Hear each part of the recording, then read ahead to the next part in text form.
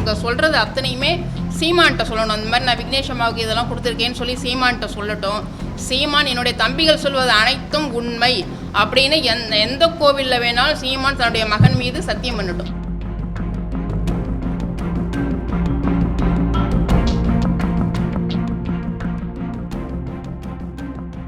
அவர் நினைவு மண்டபம் கட்டுறேன்னு சொல்லி வெளிநாடுகளில் பணம் வாங்கி அவங்களுக்குள்ளே பிரிச்சுக்கிட்டாங்களே தவிர அவனுக்கு மணிமண்டபம் கட்டலை.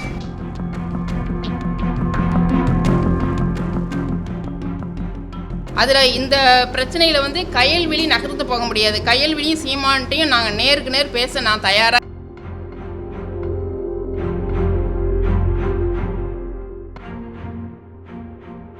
எல்லா பேசுனது முடிவு பண்ணது எல்லாமே கயல்விழிக்கு தெரியும். அதனால் எனக்கு தெரியாதுன்னு கயல்விழி எல்லாத்தையும் ஒதுங்கின மாதிரி இதில் ஒதுங்கவே முடியாது.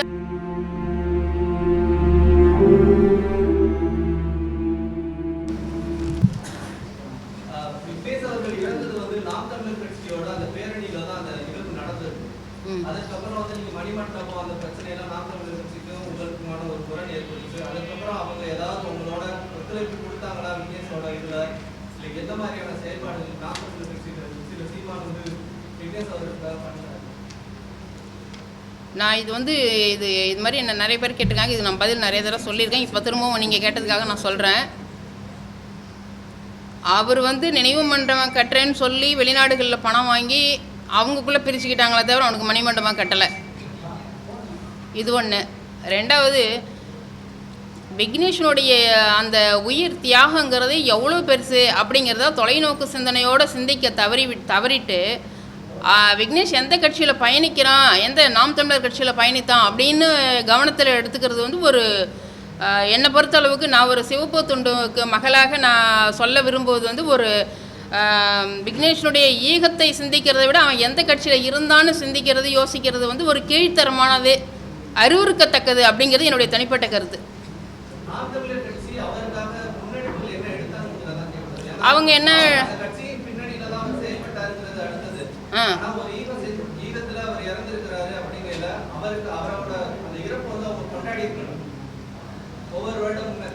இப்போ அது தவிர்த்ததுனால தான் நான் இப்போ இது தமிழக அரசுக்கு கோரிக்கை வைக்கிறோம். அப்புறம் இந்த மாதிரி ஒரு தன்மான தமிழ் உள்ளங்கள்லாம் இங்கே ஒரு பத்திரிகையாளர் மன்றத்தை கூட்டுறாங்க அப்படின்னா அது அங்கே முன்னெடுக்கப்படவில்லை அப்படிங்கிறது நீங்களே புரிஞ்சுக்க வேண்டியதான். அதை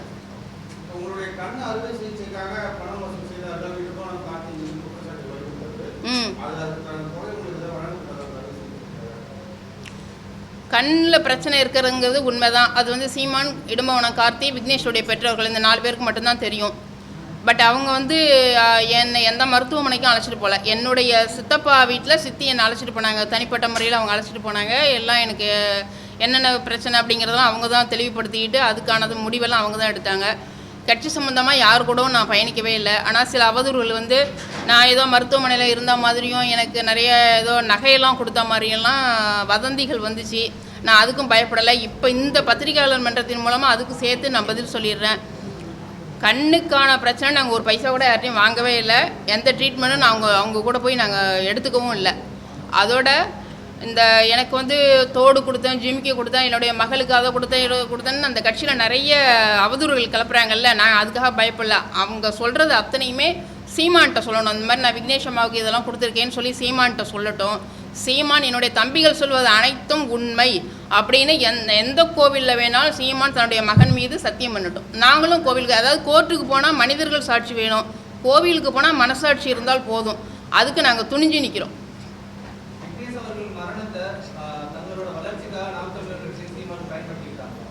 கண்டிப்பாக அதாவது அவங்க அங்கே என்ன நடக்குதுன்னா இளைஞர்களுடைய உணர்வுகளும் இந்த தியாகமும் வியாபாரமாக்கப்படுது, அவ்வளவுதான். அதில் இந்த பிரச்சனையில் கயல்விழி நகர்த்து போக முடியாது. கயல்விழியும் சீமான்ட்டையும் நாங்கள் நேருக்கு நேர் பேச நான் தயாராக இருக்கிறேன். வேணா அவங்க 2 பேரும் வரட்டும். கயல்விழி எந்த ஒரு ப்ரெசண்ட்டு கூட அது எனக்கு தெரியாதுன்னு ஒதுங்கவே முடியாது. எங்கள் வீட்டுக்கு வந்திருக்கு, பேசுனது முடிவு பண்ணது எல்லாமே கயல்விழிக்கு தெரியும். அதனால் எனக்கு தெரியாதுன்னு கயல்விழி எல்லாத்தையும் ஒதுங்கின மாதிரி இதில் ஒதுங்கவே முடியாது. அவங்க 2 பேரும் வந்தாங்கன்னா நான் பேச தயாராக இருக்கேன்.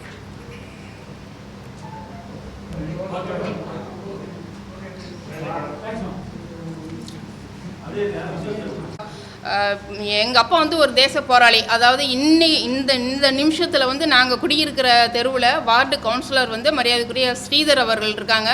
இதுக்கு முன்னாடி திமுகவுடைய கவுன்சிலர் மதியழகன் இருக்காங்க. நீங்களாம் பத்திரிகையாளர்கள், இன்னும் உளவுத்துறையெல்லாம் இருக்காங்க. யார் வேணாலும் மன்னார்குடியில் போய் ராமகிருஷ்ண மன்னையார் எப்படி அரசியல் பண்ணார்னா எங்கள் அப்பாவை பற்றி இன்னமும் தரம்னு பேர் வாங்கினவர், ஒரு தரமான அரசியல்வாதி. நான் சின்ன பிள்ளையா இருக்கும்போது அவர் வந்து இதை நீங்கள் அவசியம் பதிவு பண்ணிக்கோங்க. ஏதாவது நான் சின்ன பிள்ளையா இருக்கும்போது எங்கள் அப்பா வார்டு கவுன்சிலர், அவர் சின்ன பிள்ளையா இருக்கும்போது அவருடைய தாத்தா சேர்மனாக இருந்தவர். மிகப்பெரிய பொறுப்புலையும் மிகப்பெரிய அதிகாரத்திலையும் இருந்த போதிலும் கூட அவங்க எங்களுக்காக கொடுத்துட்டு போன சொத்து அப்படிங்கிறது நேர்மையும் துணிச்சல் மட்டும்தான். அதே மாதிரி இப்போ நாங்கள் என்ன பண்ணோம் அப்படின்னா, விக்னேஷ் வந்து தாத்தா மாதிரி வரணும்னு ரொம்ப ஆர்வத்தோடு வளர்ந்தவன். அதனால தான் பள்ளி பருவத்திலேயே சாரணர் இயக்கத்தில் சேர்ந்து டெல்லிக்கு போய் பல சான்றிதழ்களை பெற்று அந்த பள்ளிக்கு மிகப்பெரிய பெருமையை பெற்றுக் கொடுத்தவன். அதுக்கான ஆதாரங்களை நான் கொண்டு வந்திருக்கேன். அந்த சர்டிஃபிகேட்லாம் லேமினேஷன் பண்ணி வச்சுருக்கேன். யார் வேணாலும் கேட்டிங்கன்னா நான் தரேன்.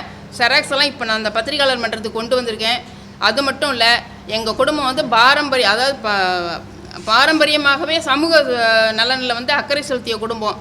அதனால தான் நாங்களும் வந்து இப்போ விக்னேஷ் பார்த்தா காவிரி பிரச்சனைங்கிறது தீர்க்கப்பட முடியாத ஒன்றா இருக்குது. அது வந்து விவசாயிகள் மட்டுமே போராடிட்டு இருக்க அந்த காலகட்டத்தை வந்து அதை மாற்றி காவிரி பிரச்சனை அப்படிங்கிறது வந்து நம்மளுக்கு வந்து அது ஒரு பிச்சை இல்லை, அது நமக்கு பிறப்புரிமை அப்படிங்கிறத வந்து ஒவ்வொரு தமிழன்ட்டையும் தட்டி எழுப்புனது விக்னேஷுடைய தியாகம். அது யாரும் மறுத்து பேசிட முடியாது. அதே போல் இப்போ அவனுடைய பங்களிப்பாக வந்து காவிரி பிரச்சனைக்கும் கர்நாடகத்தில் நம்மளுடைய தமிழ் சொந்தங்கள் தாக்கப்படுவதையும் பார்த்துட்டு இங்கே இவ்வளோ பேர் 7.5 கோடி மக்கள் இருக்காங்க, ஒரு எந்தவித முயற்சியும் இல்லை, ஒரு துடிப்பும் இல்லையே அப்படின்னு இந்த செத்து கிடக்கக்கூடிய இந்த தமிழக உணர்ச்சிக்கு வந்து ஒரு சாட்டையடியாக இருக்கணும் அப்படிங்கிறதுலாம் அந்த முயற்சி எடுத்தது. நம்ம எல்லாருமே இப்போ கூட அம்மா கேட்டாங்க ஐயாட்ட இது சம்மந்தமாக என்ன கருத்து. நம்ம வந்து ஒரு விஷயத்தை எல்லாருமே உடச்சி பேச பயப்படுறோம். அது கொஞ்சம் நான் வந்து வெளிப்படையாக பேசுகிறேன். முதல்ல வந்து இந்த பிள்ளைகள்லாம் வந்து இப்படி உயிரை தியாகம் பண்ணுறாங்க அப்படிங்கிறத பற்றி நம்ம வந்து இது சரியா தவறா அப்படிங்கிறத பற்றி பேசுகிறோம். அதே மாதிரி அரசு தன்னுடைய மெத்தன போக்கை கைவிடணும். எல்லா பிரச்சனைகளையுமே ஒரு கோரிக்கை கொண்டு போகிறாங்கன்னா என்ன 24 மணி நேரத்துக்குள்ளே செயல்பாட்டுக்கு வரணும் அதுக்கான தீர்வு. அப்படியெல்லாம் வந்துருந்தால் ஏன் இப்படியெல்லாம் நடக்குது? கல்யாணம் பண்ண வேண்டிய பிள்ளைகளுக்கெல்லாம் ஏன் கல்வெட்டு வச்சு பார்க்குறோம்? அரசு இப்போன்னு இல்லை, எப்பயுமே மத்திய அரசும் சரி எல்லாமே தன்னுடைய மெத்தன போக்கை கைவிடணும், பழிவாங்கும் உணர்ச்சியை கைவிடணும், பொறுப்பற்ற தன்மையை கைவிடணும். இதெல்லாம் அவங்க வந்து கைவிட்டுட்டு நேர்மையான ஒரு அரசியல் நடந்ததுன்னா இப்படி ஒரு உயிர் தியாகம் பண்ணி தான் இதுக்கு தீர்வு கண்டுபிடிக்கணும் அப்படிங்கிற நிலைமை வராது. அதை நம்ம எல்லாருமே பேச மறுக்கிறோம், உடைச்சி பேச மறுக்கிறோம். அதை நீங்களாம் வலியுறுத்துங்க. அது ஃபஸ்ட்டு இளைஞர்களுக்கு ஏன் உயிர் தியாகம் அது வந்து ஒரு தீர்வாகுமா அப்படின்னு கேட்கக்கூடிய அளவுக்கு இதையும் உடைச்சி பேசுங்க. அரசு பொறுப்பற்ற தன்மையை கைவிடணும் ஃபஸ்ட்டு.